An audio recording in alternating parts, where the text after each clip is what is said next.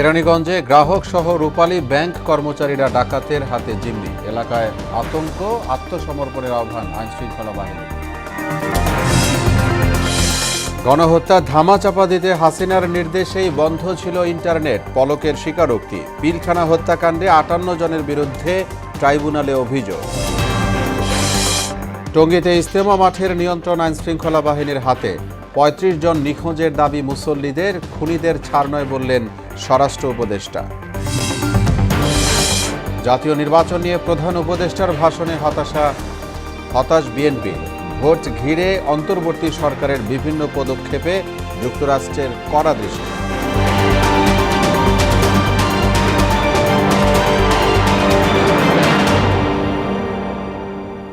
আসসালামু আলাইকুম। আমন্ত্রণ মোহনা সংবাদে। এতক্ষণ শুনছিলেন শিরোনাম। আপনাদের সঙ্গে আছি মোহাম্মদ ওয়ালিউল্লাহ। যাচ্ছি পুরো খবরে।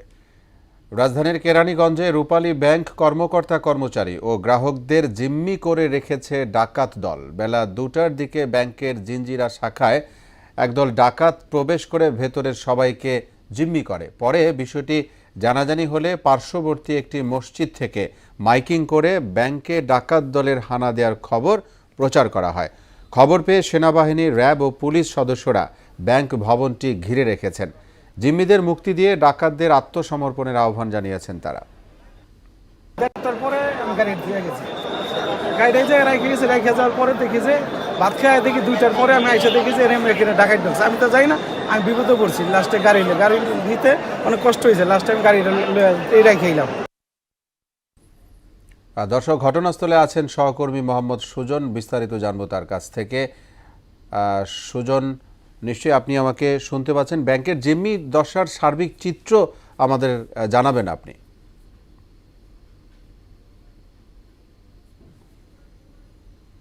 আকারকুল এলাকায় কিন্তু রূপালী ব্যাংকের জিম্মি শাখার দলবদ্ধ করে গেছে ডাকাতরা। দুপুর 2টার পর থেকে কিন্তু অনেকে ধারণা করছেন যেহেতু ব্যাংক যে এলাকা রয়েছে এটা কিন্তু একটু ব্যস্ততম এলাকা। দুপুর হওয়ার কারণে কিন্তু এরকম ব্যাংকের যে গ্রাহক রয়েছে তারা কিন্তু একটু কম থাকার কারণে কিন্তু 2-3 থেকে 4 জন ডাকাতের সংঘবদ্ধ ডাকাত দল হয়তো অস্ত্র বা জিম্মি নিয়ে কিন্তু ঢোকার পরে কিন্তু ব্যাংক কর্মকর্তা যারা রয়েছেন তাদেরকে জিম্মি করেছেন।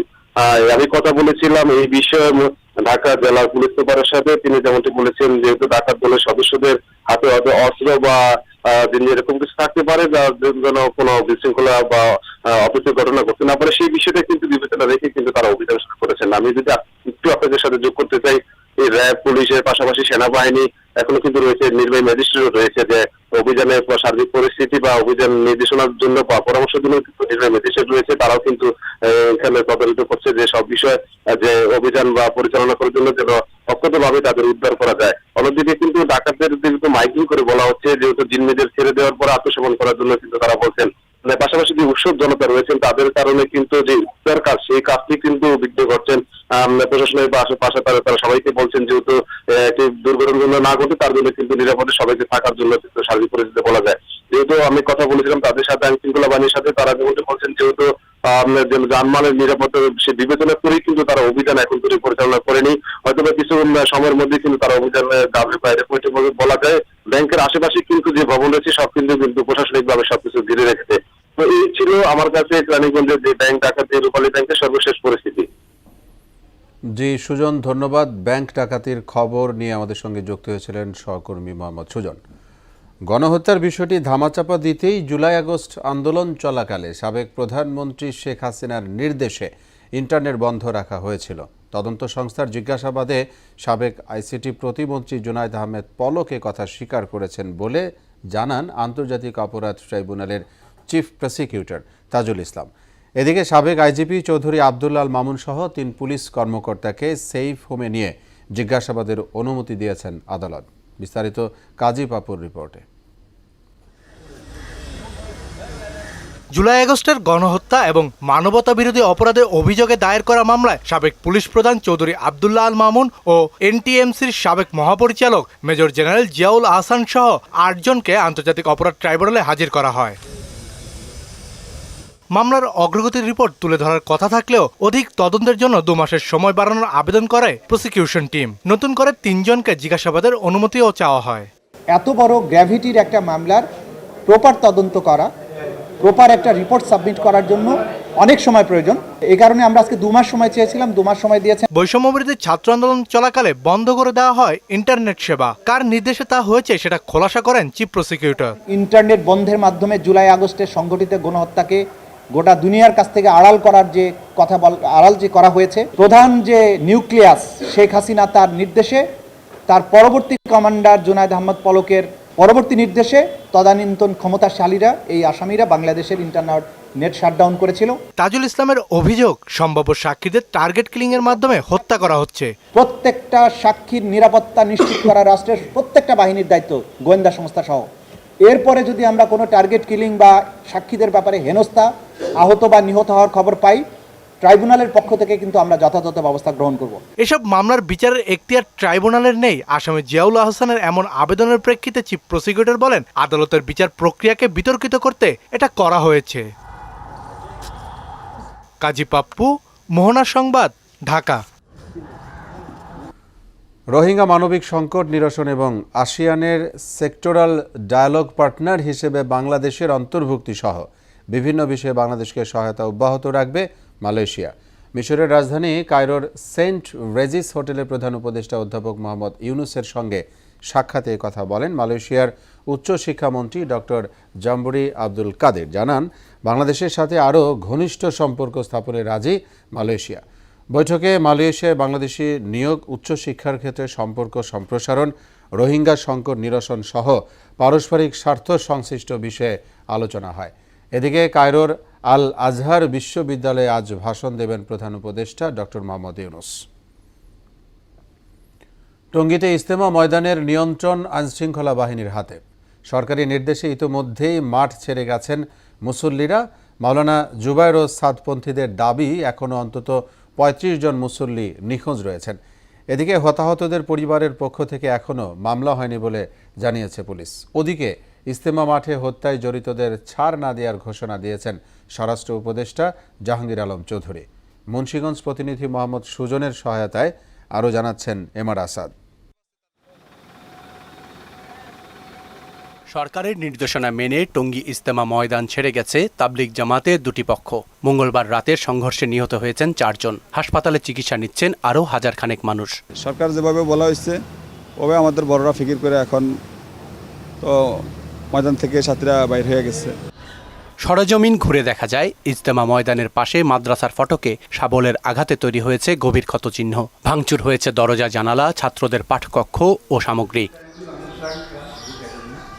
হামলা পাল্টা হামলায় তছনছ হয়েছে মুসল্লিদের থাকার জায়গা, রান্নার স্থান। জোর ইজতেমায় আসা মুসল্লিদের বিছানাপত্র পড়ে আছে এলোমেলো। বিভিন্ন স্থানে ছড়িয়ে ছিটিয়ে আছে খাবার এবং হামলায় ব্যবহৃত লাঠিসোঁটা ও ক্রিকেট স্টাম্প।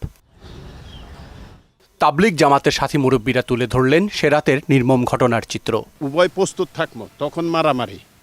আর আপনি ঘুমের ঘরে রাইতে রান্দা মান্দা অস্ত্র শস্ত্র লই আসবেন, এটা কি মারামারি না আপনি অতর্কিত হামলা? এই জিনিসটা তো আপনাদের অবশ্যই ক্লিয়ার হইতে হবে। টিন ভাঙা ঢুকছে, ঢোকার পরে সাথীদেরকে আহত করে ছুরির আঘাত। যে সাথী মারা গেল এই মাত্র আমি ছবিতে দেখলাম, তার পেটের ভিতরে ছুরি ঢুকে আছে, তার বুকের ভিতরে ছুরির আঘাত। ৩৫ জন নিখোঁজ থাকার দাবি করে তারা জানান, হাসপাতালে চিকিৎসাধীন অনেকের অবস্থা আশঙ্কাজনক। চিকিৎসা নিতে গেছে, ওখানে ওরা যায় ভর্তির কাগজকে ছিঁড়ে ফেলে ওদের দাবি করে ওরা নিয়ে যাইতে চেষ্টা করছে। ৩৫ জনের এখনো নিখোঁজ সাথী আছে, এদেরকে এখনো তালাশ করে পাওয়া যাইতেছে না। হাসনাত আব্দুল্লাহ, সার্জিজ আলম, আরও আমাদের ওলামা একরাম বসছে, আলাপ করতেছে। এই ভিতরে আপনি সন্ত্রাসী কায়দাই করলেন, তো এটা মারামারি বলবেন কেন? আমরা বলেন, ইজতেমা মাঠ ও আশেপাশের এলাকার নিরাপত্তা রক্ষায় তৎপর রয়েছে আইন শৃঙ্খলা বাহিনী। তাদের সহযোগিতা করছেন তাবলিগ জামাতের সদস্যরা। মাঠ পুরা ফাঁকা এবং মাঠের চারপাশে আইন শৃঙ্খলা বাহিনী এবং সশস্ত্র বাহিনী শান্তি শৃঙ্খলা বজায় রাখার দায়িত্ব পালন করে যাচ্ছে। ময়দান এলাকার পরিস্থিতি নিয়ন্ত্রণে আছে উল্লেখ করে মুন্সিগঞ্জে স্বরাষ্ট্র উপদেষ্টা জানান, দোষীদের বিচারের মুখোমুখি করা হবে। যারা অপরাধ করছে তারা অপরাধীরা শাস্তির আওতায় আসতেই হবে, তাদের ক্ষেত্রে কোনো ধরনের ছাড় দেওয়া হবে না। 5 আগস্ট পরবর্তী ধকল কাটিয়ে পুলিশ বাহিনী নির্বাচন সহ যে কোনো পরিস্থিতি মোকাবেলায় প্রস্তুত বলেও জানান জাহাঙ্গীর আলম চৌধুরী। যে কোনো পরিস্থিতিতে যে কোনো সময়ের জন্য পুলিশ সবসময় প্রস্তুত। এমআর আসাদ, মোহনা সংবাদ, ঢাকা। আপনি জানেন, নির্বাচন নিয়ে প্রধান উপদেষ্টার ভাষণে জাতি হতাশ মন্তব্য করে এতে সুনির্দিষ্ট রোডম্যাপ ঘোষণা হয়নি বলে অভিযোগ করেছেন বিএনপি মহাসচিব মির্জা ফখরুল ইসলাম আলমগীর। সকালে গুলশানে দলীয় চেয়ারপারসনের রাজনৈতিক কার্যালয়ে এক প্রেস ব্রিফিংয়ে তিনি বলেছেন যে নির্বাচনের দিনক্ষণ নিয়ে প্রধান উপদেষ্টা এবং প্রেস সচিবের বক্তব্য পরস্পর বিরোধী। এতে দলের স্থায়ী কমিটির সদস্য সালাউদ্দিন আহমেদ পঞ্চদশ সংশোধনী বাতিল করে হাইকোর্টের রায়কে স্বাগত জানান। হুমায়ুন কবিরের প্রতিবেদন। গুলশানে বিএনপি চেয়ারপারসনের রাজনৈতিক কার্যালয়ে সংবাদ সম্মেলনে দলের মহাসচিব মির্জা ফখরুল ইসলাম আলমগীর স্থায়ী কমিটি বৈঠকের বিস্তারিত তুলে ধরেন। জাতীয় নির্বাচন নিয়ে প্রধান উপদেষ্টার বক্তব্যে সুনির্দিষ্ট রোডম্যাপ না থাকায় হতাশা প্রকাশ করেন তিনি। ডক্টর মোহাম্মদ ইউনূস নির্বাচনের সম্ভাব্য সময়সীমা 2025 সালের শেষ অথবা 2026 সালের প্রথম অংশ অনুষ্ঠানের কথা বলেন, যা একেবারেই অস্পষ্ট এবং নির্দিষ্ট সময়ের কোনো উল্লেখ নেই। অথচ তার প্রেস সচিব বলেন 2026 সালের জুন মাসের মধ্যে নির্বাচন অনুষ্ঠিত হবে, যা পরস্পর বিরোধী। নির্বাচন কেন্দ্রিক সংস্কারগুলো দ্রুত সম্পন্ন করে নির্বাচন অনুষ্ঠান সম্ভব। জনগণ এ বিষয়ে প্রধান উপদেষ্টার নিকট স্পষ্ট বক্তব্য প্রত্যাশা করে। অসুস্থতার কারণে বেগম খালেদা জিয়া মুক্তিযোদ্ধা সমাবেশে যোগ দেবেন না বলেও জানান মির্জা ফখরুল। পরশু রাত থেকে একটু অসুস্থ হয়ে পড়েছেন, যে কারণে চিকিৎসকদের পরামর্শ অনুযায়ী এটাকে স্থগিত করা হয়েছে। ব্রিফিংয়ে বিএনপির স্থায়ী কমিটির সদস্য সালাউদ্দিন আহমেদ পঞ্চদশ সংশোধনীর কিছু অংশ বাতিল করে হাইকোর্টের রায়কে স্বাগত জানান। সংবিধান সংশোধনের এখতিয়ার বিচার বিভাগীয় স্বীকৃতি দেয়া হয়েছে এই রায়ে, কিন্তু যে সমস্ত বিষয় আদালত অসাংবিধানিক এবং সেটা অবৈধ ঘোষণা করা হয়েছে, সেই বিষয়গুলো আসলে সংবিধানের বেসিক স্ট্রাকচার গণতন্ত্রকে ধ্বংস করে দেওয়া হয়েছিল এবং ক্যারেক্টারটা পাল্টে দেওয়া হয়েছিল। এটা একটা বিচার বিভাগীয় স্বীকৃতি মিলল। একমাত্র সংসদই হচ্ছে উপযুক্ত ফোরাম যে কোনো রকমের সাংবিধানিক সংশোধনের জন্য। তত্ত্বাবধায়ক সরকার ব্যবস্থা বাতিলের জন্য সাবেক বিচারপতি খায়রুল হককে সময়মতো আইনের আওতায় আনা হবে বলেও সংবাদ সম্মেলনে জানানো হয়। সুযোগ আসবে তাকে বিচারের আওতায় নিয়ে আসার, তখন নিশ্চয়ই নিয়ে আসবে। হুমায়ুন কবির, মোহনা সংবাদ, ঢাকা। বাংলাদেশের জাতীয় নির্বাচন ঘিরে অন্তর্বর্তী সরকারের বিভিন্ন পদক্ষেপকে স্বাগত জানিয়ে ভোটের দিনক্ষণ নির্ধারণে পর্যবেক্ষণ অব্যাহত রাখবে বলে জানিয়েছে যুক্তরাষ্ট্র।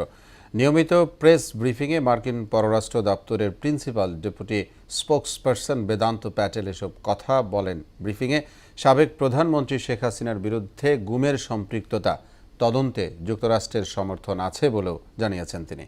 ইশতিয়াক হোসেনের ডেস্ক রিপোর্ট। স্থানীয় সময় বুধবার নিয়মিত সংবাদ সম্মেলনে আসেন মার্কিন পররাষ্ট্র দপ্তরের principal deputy spokesperson Vedanta Patel. বাংলাদেশের জাতীয় নির্বাচনের সম্ভাব্য সময় ঘোষণা নিয়ে যুক্তরাষ্ট্রের অবস্থান জানতে চান এক সাংবাদিক। জবাবে তিনি বলেন, নির্বাচনের পুরো প্রক্রিয়ায় আইনের শাসন, গণতান্ত্রিক মূলনীতির বাস্তবায়নকে উৎসাহিত করে যুক্তরাষ্ট্র।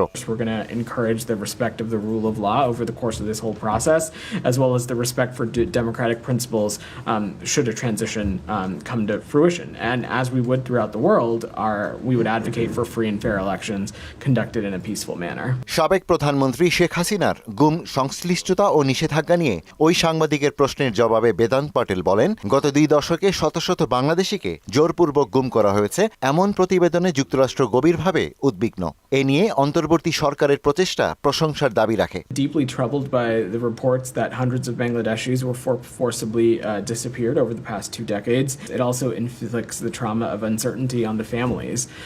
We welcome efforts by the interim government to investigate these crimes and encourage fair and transparent processes to provide justice for the victims and their family members. বাংলাদেশে সংখ্যালঘুদের উপর কথিত নির্যাতন ও তাদের প্রতিবাদ বিক্ষোভ নিয়ে অন্য এক প্রশ্নের জবাবে বেদান্ত প্যাটেল বলেন, যুক্তরাষ্ট্র চায় বিশ্বজুড়ে মানুষের মৌলিক অধিকার এবং মানবিক মর্যাদাকে সম্মান করা হোক, তাই বাংলাদেশের ক্ষেত্রেও এই নীতি প্রযোজ্য। We want to make sure first that protests are taking place peacefully, that the basic human rights and human dignities of all people are being respected, and that is something that we will continue to stress with counterparts and partners around the world, including in the case of Bangladesh, of course, the interim government as well.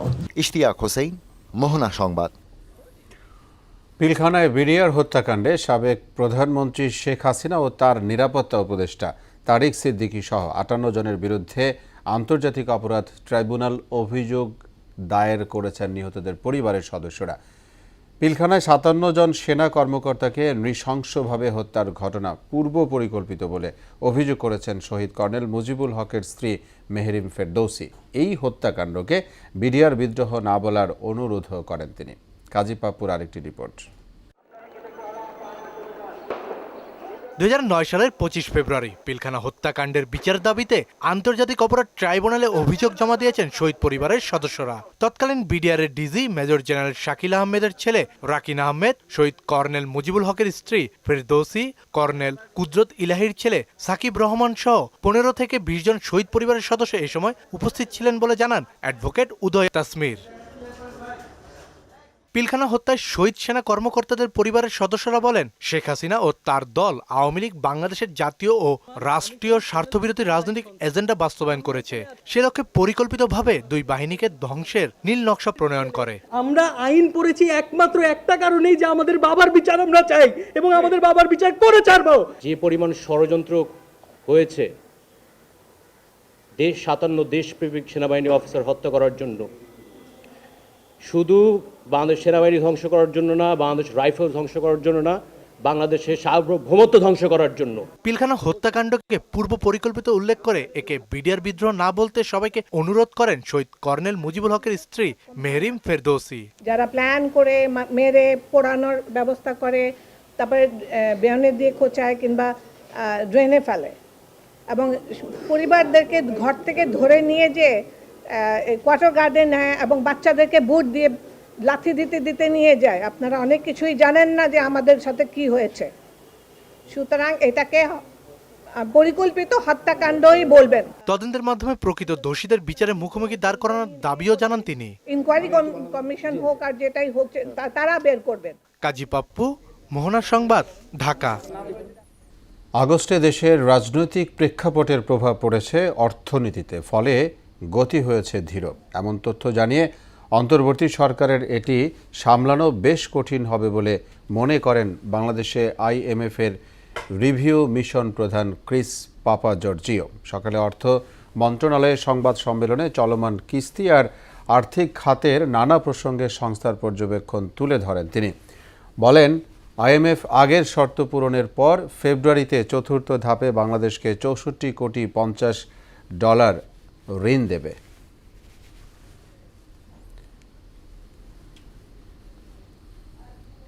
$50 million will become available to the authorities. Now, turning to the economy, real GDP growth is projected to slow to 3.8% in FY25 due to output losses caused by the public uprising, floods, and tighter policies. But we project a rebound to 6.7% in FY26 as policies relax. জাতীয় জাদুঘরকে নতুন করে ঢেলে সাজাতে স্থপতি মেরিনা তাবাসসুমকে পরিচালনা পর্ষদের সভাপতি হিসেবে নিয়োগ দেওয়া হয়েছে। আর আগামী সপ্তাহের মধ্যেই একটি পূর্ণাঙ্গ কমিটি গঠন করা হবে। সচিবালয়ে মন্ত্রণালয়ের সভাকক্ষে সংস্কৃতি উপদেষ্টা মুস্তাফা সরোয়ার ফারুকী জানান, জাদুঘরে কয়েকশো বছরের ইতিহাস সংরক্ষণ করা হবে। বিভিন্ন রাজনৈতিক দল দেশের ইতিহাসকে রাজনীতিকীকরণ ও পরিবার কেন্দ্রিক করছে বলে অভিযোগও করেন তিনি। জাতীয় জাদুঘরে দর্শনার্থী বাড়াতে জুলাই গণ অভ্যুত্থানে সম্পৃক্ত লক্ষাধিক মানুষের বক্তব্য সংরক্ষণের উদ্যোগ নেয়ার কথাও জানিয়েছেন ফারুকী। ইতিহাসের ক্ষেত্রে অনেক রাজনীতিকরণ হয়েছে, ইতিহাসের কিছু অংশকে মাইনাস করার চেষ্টা করা হয়েছে, আমাদের পরিচয়ের একটা অংশকে মোছার চেষ্টা করা হয়েছে নানাভাবে। 71-এর ইতিহাসটা আওয়ামী লীগ তো শুধুমাত্র ওনাদের ইতিহাস রেখেছেন, ওনার এবং ওনার পরিবারের। জুলাই অভ্যুত্থানের ব্যাপারটা জাদুঘরে ঢুকবে কিনা, নিশ্চিতভাবে ঢুকবে। দেশের বাইরের খবর, ইসরায়েলি হামলায় গাজায় আরও 38 ফিলিস্তিনি এবং ইয়েমেনে 9 জন নিহত হয়েছে। এদিকে পূর্ব ইউক্রেনের দোনেস্ক অঞ্চলের আরও 2টি বসতি দখলের দাবি করেছে মস্কো। বিস্তারিত কাজী শাহরিনের রিপোর্টে। ফিলিস্তিনের গাজায় তাণ্ডব অব্যাহত রেখেছে ইসরায়েল। সবশেষ বিভিন্ন আশ্রয় কেন্দ্রে বিমান হামলা চালিয়ে আরও 38 ফিলিস্তিনিকে হত্যা করেছে নেতানিয়াহু সেনারা। এতে আহত হয়েছে 2 শতাধিক মানুষ। গত বছরের অক্টোবর থেকে চলা হামলায় 45,100 ছাড়িয়েছে প্রাণহানি। আহত হয়েছে লক্ষাধিক ফিলিস্তিনি। ইসরায়েলি বর্বরতায় গাজায় প্রায় 85% মানুষ বাস্তুচ্যুত হয়ে মানবেতর দিন কাটাচ্ছে। গাজা, লেবানন ও সিরিয়ার পর এবার মধ্যপ্রাচ্যের আরেক দেশ ইয়েমেনে হামলা শুরু করেছে ইসরায়েল। ইসরায়েলে হুতি বিদ্রোহীদের ক্ষেপণাস্ত্র নিক্ষেপের জবাবে এ হামলা চালানো হয়েছে বলে জানিয়েছে ইসরায়েল। হামলায় ইয়েমেনের বন্দরনগরী সালিফে 7 এবং পশ্চিমাঞ্চলীয় হুদেইদার একটি জ্বালানি স্থাপনায় 2 জন নিহত হয়েছে। ইসরায়েলি সামরিক বাহিনী বলছে হুতি বিদ্রোহীদের সামরিক স্থাপনা লক্ষ্য করে এ হামলা চালানো হয়। এছাড়াও সানার 2টি কেন্দ্রীয় বিদ্যুৎ কেন্দ্রকে লক্ষ্য করে হামলা চালানো হয়েছে। এর মধ্যে রাজধানী সানার বন্দর ও জ্বালানি অবকাঠামোও রয়েছে। এদিকে ইউক্রেনের আরও 2টি বসতি দখলের দাবি করেছে রাশিয়া। বুধবার এক বিবৃতিতে রুশ প্রতিরক্ষা মন্ত্রণালয় জানায়, মস্কোর সেনাবাহিনী ইউক্রেনে আরও অগ্রসর হয়েছে এবং পূর্ব ইউক্রেনের দনেক্স অঞ্চলের 2টি নতুন বসতি দখল করেছে। এছাড়াও শিল্পনগরী কুরাখোভের স্টারি টার্নিং এবং ট্রুডোভ নামে 2টি শহর দখল করার কথাও জানানো হয় বিবৃতিতে। কাজী শাহরিন, মোহনা সংবাদ। এ ছিল এখনকার মতো সংবাদ। শেষ করব তার আগে শিরোনামগুলো আরও একবার।